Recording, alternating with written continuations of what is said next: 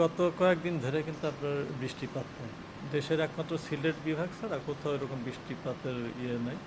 সিলেট বিভাগে প্রায় প্রতিদিনই কম বেশি বৃষ্টিপাত হচ্ছে।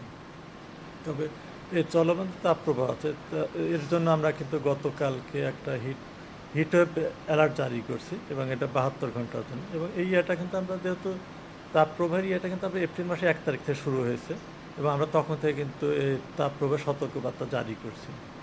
বা ঈদের ওই সময়টাতে গ্যাপ ছিল, অর্থাৎ এপ্রিল মাসের প্রথম সপ্তাহে তাপপ্রবাহ সতর্কবার্তা ছিল। এরপরে আবার 13 তারিখ থেকে শুরু হয়েছে, এবার এটা কিন্তু 72 ঘন্টা করে করে কিন্তু আপডেট চলছে এবং সর্বশেষ গতকালকে আমরা আবার 72 ঘন্টার জন্য তাপপ্রবাহ সতর্কবার্তা জারি করেছি। না, এখনকার যে ইয়েটা আছে, এখন বর্তমানে যে শুধু সিলেট বিভাগে মানে বৃষ্টিপাতের যে সম্ভাবনা দেখা যাচ্ছে এবং এই সময়ের যে বৈশিষ্ট্য যে যখন বৃষ্টিপাত হবে, বৃষ্টি হবে, বজ্রসহ বৃষ্টি হবে, শিলাবৃষ্টি হবে, বিক্ষিপ্ত হবে এবং যেখানে ঝড় হবে সেটা কালবৈশাখী ঝড় হবে। হ্যাঁ, বর্তমানে যে অবস্থা দেখা যাচ্ছে, আমরা আগামী 24 ঘন্টায় তাপমাত্রার উল্লেখযোগ্য পরিবর্তন হবে না, তবে 24 ঘন্টা পরে অর্থাৎ আগামীকালকে তাপমাত্রা কিছুটা বাড়বে। আর কিছুটা বাড়বে। যে তাপমাত্রা এখন পর্যন্ত যেটা আছে, আমরা দেখলাম যে গত 20 তারিখে এই মৌসুমের সর্বোচ্চ তাপমাত্রাটা ছিল যশোরে 42.6 ডিগ্রি এবং ওই দিন ঢাকাতে হয়েছিল 40.4 ডিগ্রি। তবে এই যে 72 ঘন্টা যেটা দেখা যাচ্ছে, ওইটা তো ওই অবস্থা যার সম্ভাবনা কম, অর্থাৎ 42 ডিগ্রি অতিক্রম করার সম্ভাবনাটা কম আছে। তবে এটা সামনের দিকে অতিক্রম করতে পারে, তবে আগামী 72 ঘন্টায় 42 ডিগ্রি ছাড়া যাওয়ার সম্ভাবনা না। এখন পর্যন্ত আমরা যেটা দেখছি, এই মাসে আসলে তাপপ্রবাহ কমার ওরকম কোনো সুখকর খবর আমরা দিতে পাচ্ছি না। আসলে তাপপ্রবাহ থাকবে, হয়তো এটা অতি তীব্র বা অতি তীব্র না হলে তীব্র মৃদু থেকে মাঝারি তাপপ্রবাহটা থাকবে।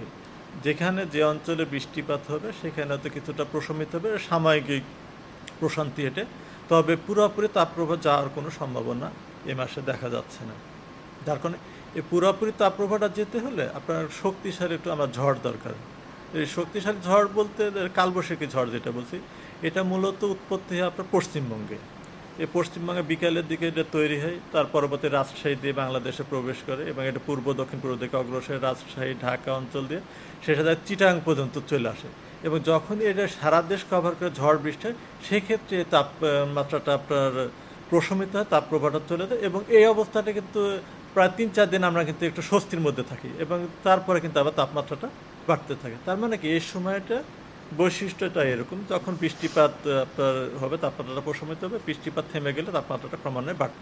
আসলে দেখেন, এই এপ্রিল মাস তো উষ্ণতম মাস আমাদের দেশে। আসলে মানে এই মাসে গরম থাকবে, এটা স্বাভাবিক কিন্তু।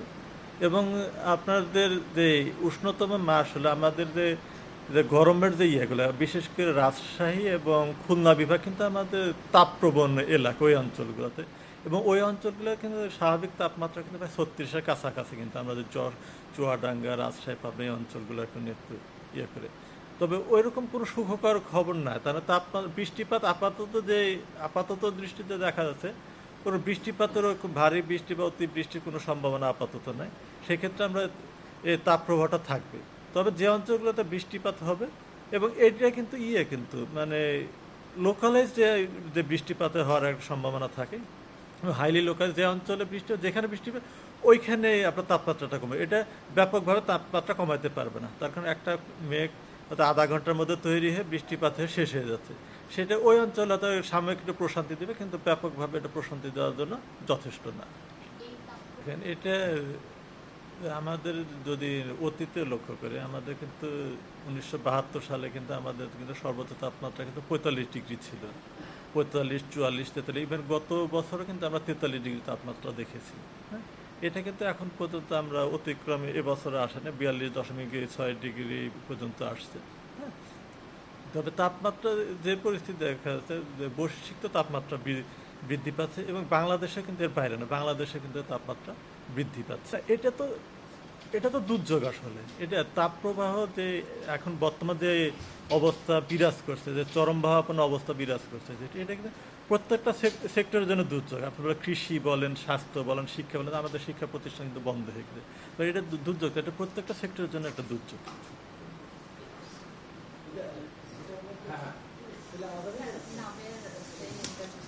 খন্দকার হাফিজুর রহমান।